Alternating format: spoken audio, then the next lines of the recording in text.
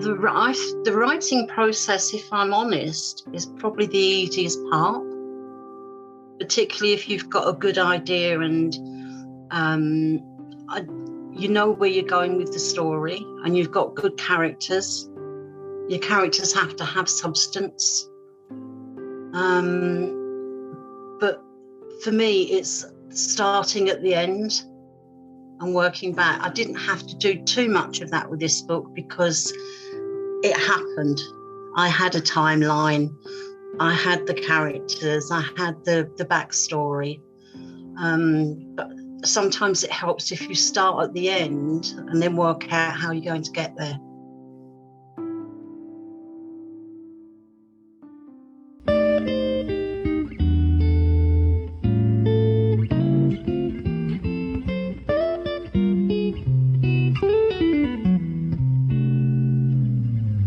Hello, everybody. Welcome to Living the Next Chapter. I have somebody with me today from across the pond from Canada.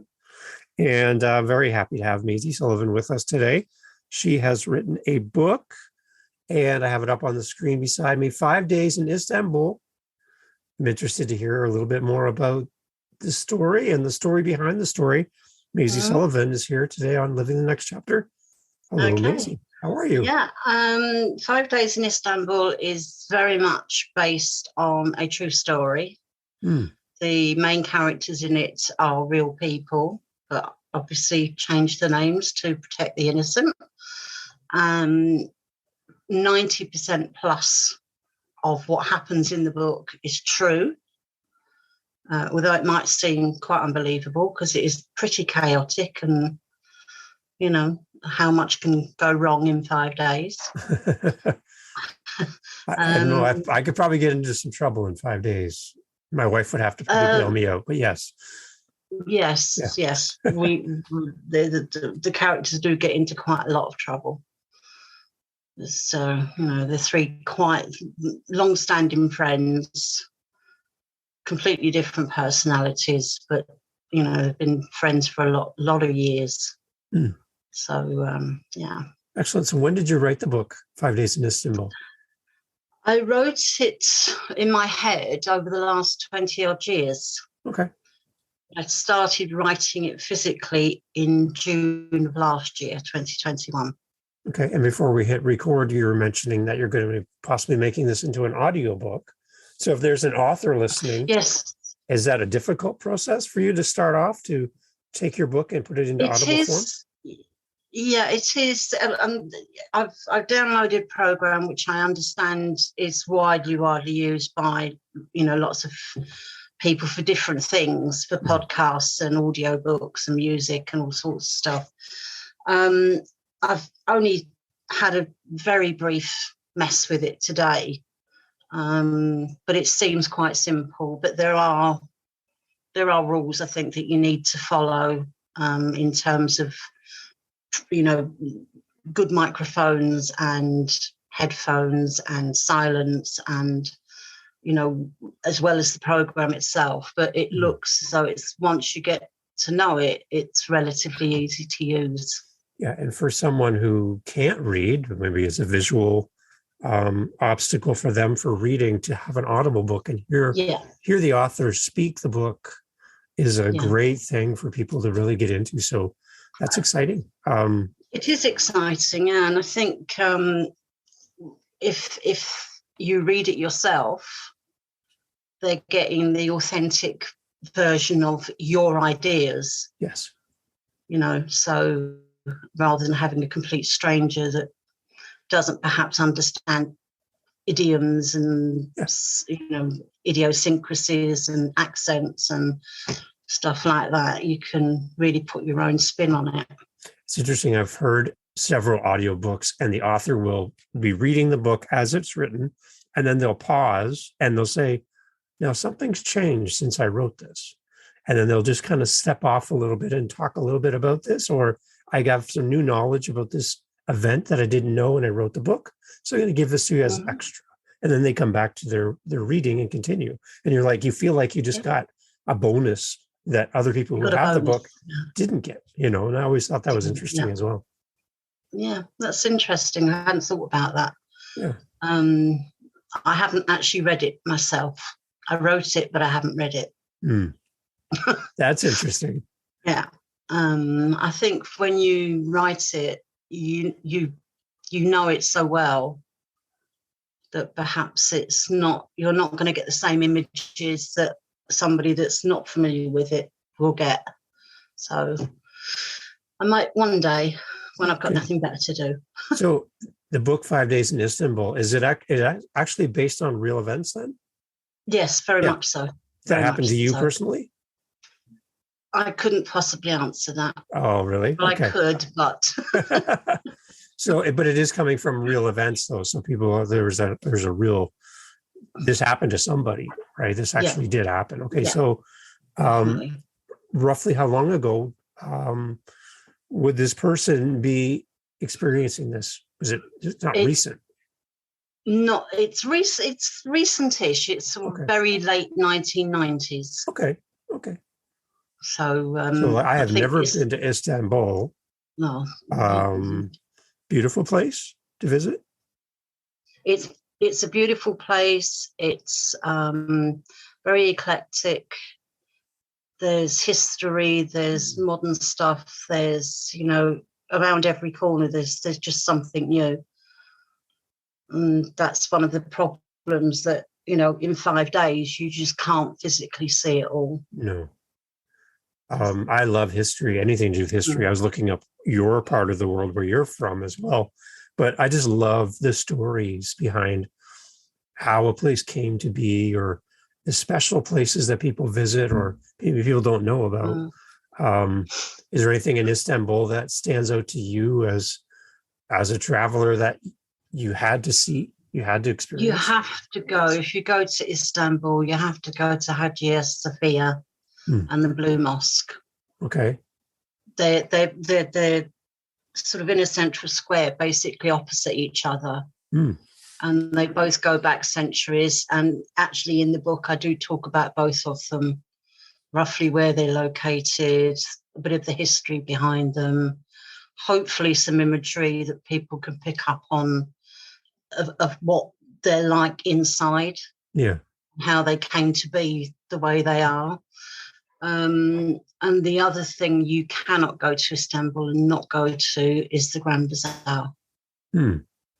That's there's something like 3,500 stalls selling everything from plastic tat to spices that you probably wouldn't find anywhere else, to belly dancing costumes, to gold, to any you name it, it's there. It's like stepping back in time. It is very much so. From for us, like from a Western society point of view, it would be completely different than going to our local big store and everything under one roof. And you're dealing personally with the person selling right immediately. That's amazing. I'd love to see that. It's absolutely mind blowing. Yeah, it's the only way I can describe it. And I don't know if they still do it now, but the Grand Bazaar is situated very, very close to the Bosphorus, the river, the Bosphorus Sea. And when we were there, it used to be like walking along the Bosphorus, all these little stalls, food stalls, and little boats that had been out fishing in the morning. So you could literally walk for about half an hour and have a 7-course meal as you're doing it. Wow. It was absolutely amazing. Really was. Wow. So do you enjoy traveling? I love traveling. Yeah. I've been very lucky. Very lucky. Nice. Yeah. But what brings you home? What do you love about coming home again? I think it's the seasons. Yeah. I lived in the Middle East for 10 years. I taught in the Middle East, and it was always summer. And it was very hot and very humid and not much greenery. And I think that's what I missed really about the UK. So that's what brought me home. Beautiful. Okay, so for an author that's listening to our podcast today, what are some of the tips that you would share with them about the writing process, things that you learned along the way as you were writing your book? Oh, the writing process, if I'm honest, is probably the easiest part. Okay. Particularly if you've got a good idea and you know where you're going with the story, and you've got good characters. Your characters have to have substance. Mm-hmm. But for me, it's starting at the end and working back. I didn't have to do too much of that with this book because it happened. Yeah. I had a timeline. I had the characters. I had the backstory. But sometimes it helps if you start at the end and then work out how you're going to get there. Excellent. Yeah. Yeah, because you need to build the character story, the arc, everything has to be built. Yeah, it's like a roller coaster, you know. It sort of builds and builds and builds, and then finally you get to the end, and there's got to be some sort of resolution, unless you're writing a trilogy or something like that. But the writing part itself is, for me anyway, is the easy part. It's everything else that goes with it. You just want to tear your hair out. You know, like even down to the simple things about, you know, do you self-publish? Do you approach an agent? Do you approach a publisher? What costs are involved? You know, typesetting, formatting, editing. They're all for me, the harder bits. Yeah. Unless you've got a lot of money to invest, which a lot of independent authors just don't have. Mm-hmm. But you can do it on a budget. You really can. Was there any point in the writing process where you took a break, or you stalled, or you needed more inspiration? Not once I started. Okay. I started writing it, as I say, my first words went down in June last year, middle of June. I didn't have a word written. I didn't have a book cover. I didn't have a synopsis. I didn't have a pitch. Wow. But it was published on the 10th of December. See, well, there you go. So did you give yourself a timeline to have it done by, or did you just kind of let the process happen? I did. I did have a timeline. Okay. I joined a writing course. Oh, good. Just to sort of help me polish off bits, which was phenomenal. In fact, I'm doing another one now, but slightly different content. So how did you find a writing course? I'm interested in how you found it. It popped up on Facebook. Oh, good. And there was a pop-up group for 5 days, I think it was. And that's what really pushed me, because we had to every day. We had a challenge. That's good. You know, to do the book cover, write a pitch, put 500 words in of a chapter that you're writing. So it sort of forced you to really think about the process. Wow. And you're doing this with other authors also writing at the same time? There were, I think in that group, there were about 180 of us. Nice. So it was very big, but very supportive. We had accountability groups, so everybody helped each other. And, you know, there were people that had some skills, others had other skills, and, you know, everybody worked together. So it was really good. So you're not completely on your own to create or be inspired? Yeah, you can. I mean, I would recommend anybody to join a writing group or a writing course, or, you know, get on Facebook, find local people to you if possible. You know, if you can meet up with people and bounce ideas around, that's a good thing as well. Mm-hmm. Wow, that's a great tip for sure. Did you self-publish then yourself? I did. Okay. I did. And I found it relatively easy to do once I got my head around the formatting. I mean, I did everything. I did the formatting. I did the typesetting. I did the editing. I used some software programs to check things like grammar, readability, stuff like that, and they were all free. So that's why I say you can, if you want to, if your key thing is to get your book out, it's possible to do it without having thousands of pounds to invest. That's great. Yeah. So, okay, let's talk a little bit more about the book then. So as a reader, what will a reader experience when they read 5 Days in Istanbul?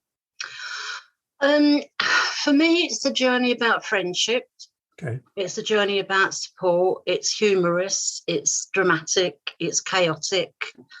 The tagline on it is actually a journey of mishaps, mayhem, and mischief. And that just about sums it up. Because really immediately from the beginning, the first chapter, it's chaos. And it just goes from there, really. And every day is something happening. As I say, drama and stupid things. And one thing that almost got one of the characters arrested. Oh, no. Which was quite serious at the time. But the other two sat back and drank coffee and ate chocolate. Wow. Yeah. So how many characters in the story? There's a lot of characters. There's 3 main characters. 3 main characters, okay. Which are the 3 friends, and then there's sort of incidental characters throughout. A mad coach driver that we really thought was going to kill, people on the coach. Waiters, reception staff, a carpet seller outside one of the mosques that wouldn't take no for an answer. I'm saying no more, because that was almost another arrestable offence. Really? Any big cultural things that you've seen compared to your hometown and where you're from, compared to Istanbul, where you were unaware of maybe a cultural difference? Or not when we were, when the book is set. It was it's Istanbul is such a cosmopolitan city. Okay.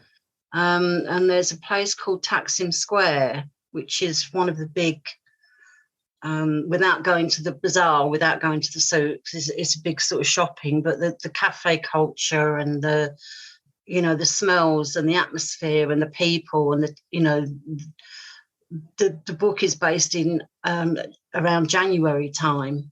Okay. And even in January, Taksim Square area is very, very busy with locals and tourists and people that live in Istanbul. But in the summer, you can't help but be carried along on a wave of people. It's so busy there. Yeah. And like I say, I'm going back 20 odd years now, so it's probably changed a little bit from there. But it's the welcome. The Turkish people are very welcoming, very friendly, very accommodating. And I don't think there's anything you could look for that you couldn't find there. And now I think they've done a lot more about arts, music and culture and galleries and museums that weren't maybe there when the book is set. Okay. That are there now. So. Wow. It's exciting. So the book is available through your website. It's available through my website. It's also available on Amazon. Okay. It's available in Kindle edition as well on Amazon. Nice. And then the audio book hopefully will also be available probably through my website. Good. When it's finished. Yeah.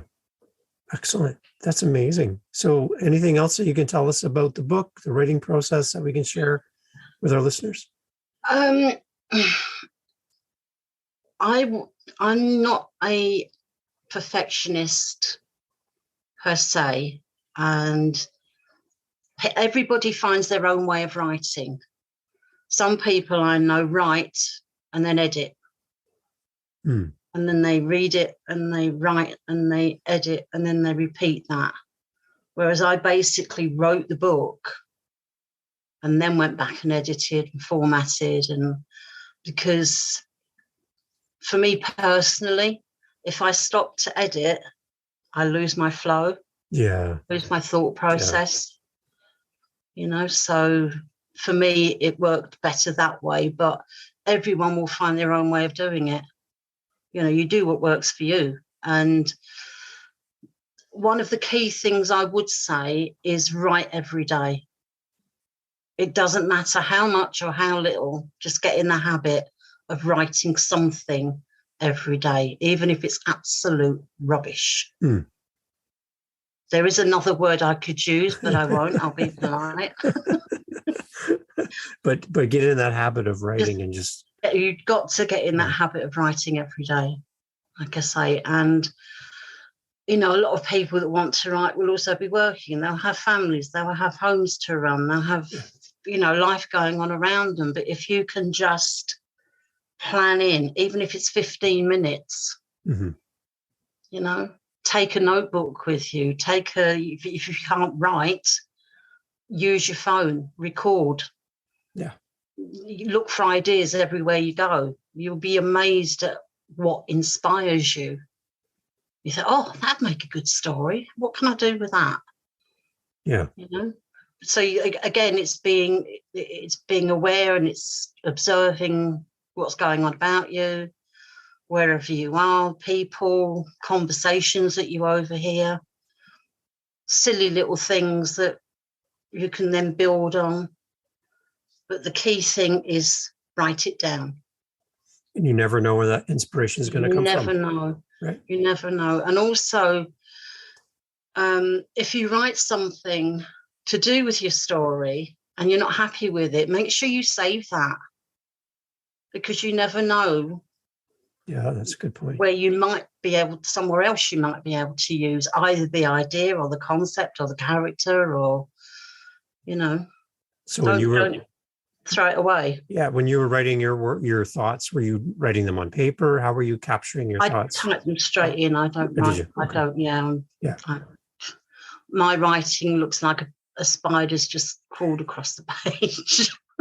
I am the same way. Yes, exactly. I'll hand something to my wife and she'll look at it and go, I have no idea. So, yeah, exactly. Yeah. So we'll do what works for you. I know some people record into their phone or whatever. They'll just capture their thoughts on the go or whatever that is. But keep that going all the time. Keep that going now. The other thing I'm always interested in talking to an author is, who inspires you as an author? Is there an author that you like to read? My reading tastes are very eclectic. I do like crime dramas. Okay. I've read probably every Agatha Christie book ever written. Mm-hmm. I like Linda LaPlante. I like Ruth Rendell. I like, those sort of genres of writing. Yeah. But I like a book that's easy to read. I don't like complicated books. I read J.K. Rowling's alter ego, Robert Galbraith. His strike books are phenomenal, but they're way big. Yeah. They're like that's bricks. A commitment. Yes. Yeah, it's a commitment, but they're very well written and very well. You'd expect nothing less, really. Mm-hmm. And that's I'm hoping. I've had some good reviews on it, but whoever's bought it and read it has found it easy to read and also relatable, because there's nothing in it that isn't possible for anybody else to experience. Yeah. And if anybody then goes to Istanbul, hopefully they'll see some of the things I talk about in the book. And maybe avoid getting in trouble. And hopefully avoid getting into trouble on the way, yeah. There's some definite things you could put into practice just from reading the book. Oh. Well, I could always send you an e-copy and you can look for yourself. Oh, there you go. I would love to see that. That would be great. And Istanbul is a gorgeous place. I would love to go visit someday. And it's nice to be able to read a book and live vicariously through the author and imagine yourself there. And how would I do? I do try to describe those main places, and the what's the word I'm looking for? The sort of contrasts between the modern and the old. The Byzantine and the mosques and the minarets and the bazaar and McDonald's on the corner. Exactly. Yeah, it's like what? It's a fabulous city. It's definitely worth a visit. Excellent. Definitely. Excellent. So Maisie Sullivan is here. Maisie Sullivan, author.com, the website, and the book, 5 Days in Istanbul. Mm-hmm. If you're planning a trip to Istanbul, I would say this must be a must read before you go, but as well, enjoy a book that's written with some great stories. And again, you can avoid some potentially interesting interactions by reading this book and preparing yourself for a trip. That's the key word, preparation. There you go. There you go. There you go. Thank you so much, Maisie Sullivan, for being part of the podcast today. So nice to chat with you again. And everyone, please go check out the website. Go and take a look at the book, and make sure you also keep your ears open for the Audible version, which will be coming in the future. Really appreciate having you on today. Thank you so much. Thank you very much. I've enjoyed it. Thank you, Excellent. David. Very Thank good. you.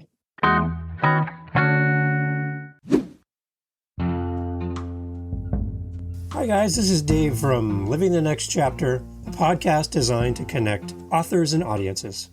We're always on the lookout for our next interview.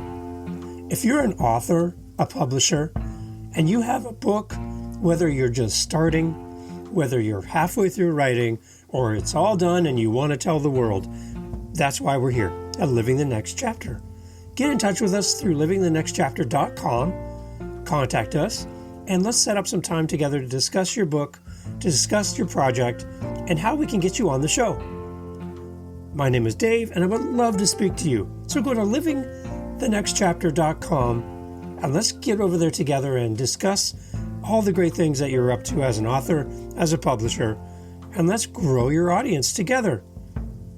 Join us on livingthenextchapter.com for great authors and an audience that's eager to hear about what you're up to as an author and a publisher. Contact us today, and let's get your book out in front of others. Thanks for listening, and we'll see you on the next one.